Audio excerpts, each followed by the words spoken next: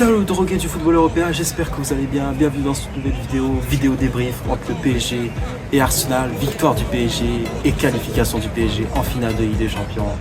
Si vous avez vu la courte vidéo hier, j'ai célébré comme un malade, c'était un match exceptionnel. Au début il y avait de la nervosité, il y avait de l'anxiété, évidemment il y avait le stress, parce que c'était un grand match de Ligue des Champions, un rendez-vous franchement au summum, le match de la saison.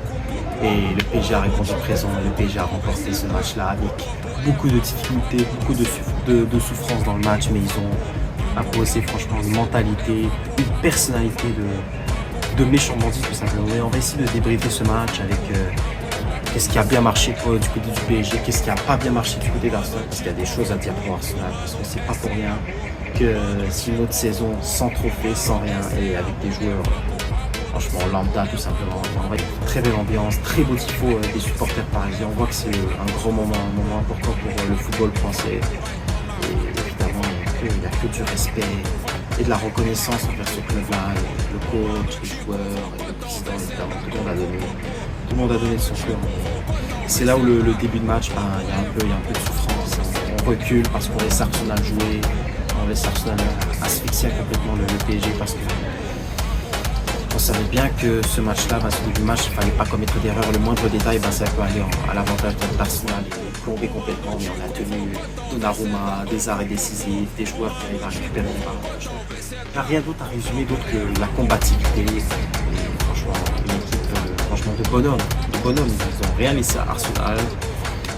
Évidemment, après ça, le but de Fabien Ruiz qui change le cours de la rencontre et qui met le PSG franchement dans une position favorable d'aller sûrement gagner le match, mais ça n'allait pas être facile au rendez-vous au top pour le PSG. Et après à la fin de la première période, le PSG pour le moment arrive à s'en sortir. Et là la deuxième période, c'est pas la même chose parce que là on voit que Arsenal est prêt à tout donner. C'est pas une équipe franchement digne des grands rendez-vous, mais ensuite il y a une montée en puissance, et là il y a l'occasion de Hakimi, mais il y a la main de Luis Kelly. Il y a pénalty pour le PSG, le pénalty est raté complètement par Vitinha. Évidemment il doit avoir une meilleure maîtrise dans le jeu Vitinha, mais c'est ça, donc le PSG avec ce but aurait pu totalement s'effondrer. Mais ils ont tenu et le but de Hakimi exceptionnel 2-0 pour le PSG. Et là Arsenal, franchement ils se disent que ça c'est fini, mais ils ne lâchent pas encore Arsenal. Mais Arsenal, on a vu qu'après le deuxième but, ils ont complètement abandonné. Même si eux, ils y croyaient encore, pour moi c'est une équipe qui a complètement laissé tomber le match et a laissé le PSG dominer. Jusqu'à temps que la réduction du score d'Arsenal, masse espoir, mais c'est tout sauf avantageux pour Arsenal qui, pour moi, de cette période mauvaise, il n'a pas maîtrisé. Avant que Arsenal mette en danger, mais Arsenal n'a vraiment pas mis le PSG en danger malgré les 20 premières minutes de la première période.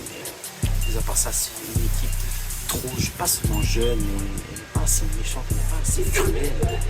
Pas si cruel. Le PSG, ils ont misé sur ça malgré qu'ils ont encaissé un but. Ils ont continué à défendre, à tout donner sur le terrain. Franchement, une équipe de patrons.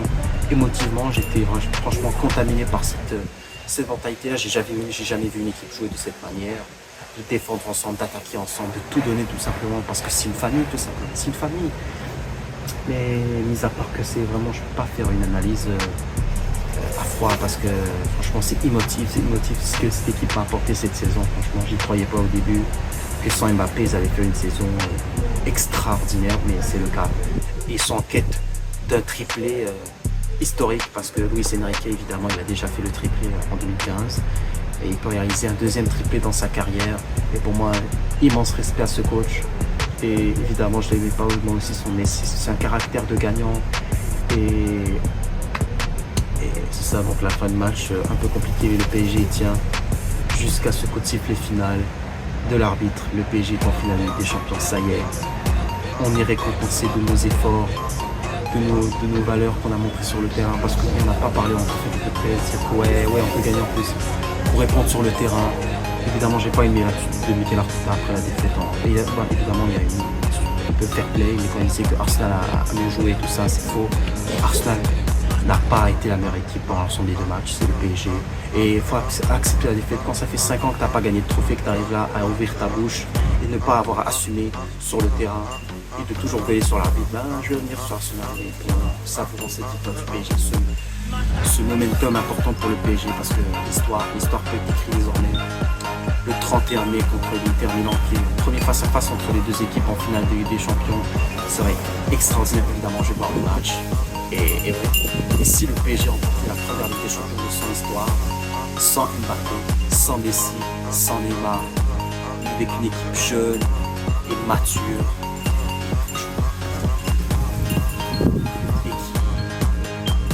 et qui joue comme une famille tout simplement, c'est des frères sur le terrain.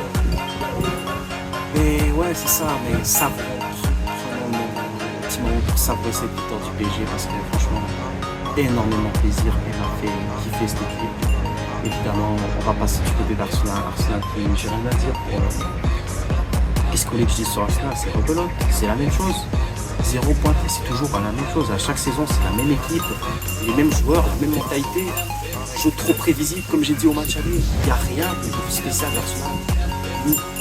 À part Saka, qui a d'autres de compétences? Regarde, lui était grandement déçu, franchement. Je sais pas s'ils vont remporter un trophée dans leur carrière. Moi pour être honnête, pour moi, Arsenal ne remportera rien, tout simplement. Les 5 prochaines années, on verra. Le recrutement, il n'y a aucun recrutement, on recrute juste des défenseurs pour regarder, on joue défensivement, mais il n'y a rien, il n'y a pas de jeu, il n'y a rien, il n'y a pas de fluidité. Franchement, il n'y a pas de tactique à faire sur Arsenal, c'est une équipe imprécise et fausse dans le fake. Donc même si côté individuel, tous les joueurs ils ont été bons. Achraf Hakimi, excellent Achraf Hakimi sur le but, deuxième but. Évidemment Donnarumma, mention spéciale à Donnarumma, excellent dans ce match, il s'est pas fait caca culotte. Désiré Doué, mais en fait tous les joueurs, les 11 joueurs sur le terrain, ils ont tous été excellents. Je ne vais pas nommer un seul joueur qui a été meilleur que l'autre. Ils ont tous été au même niveau, franchement. Une équipe de battants, une équipe.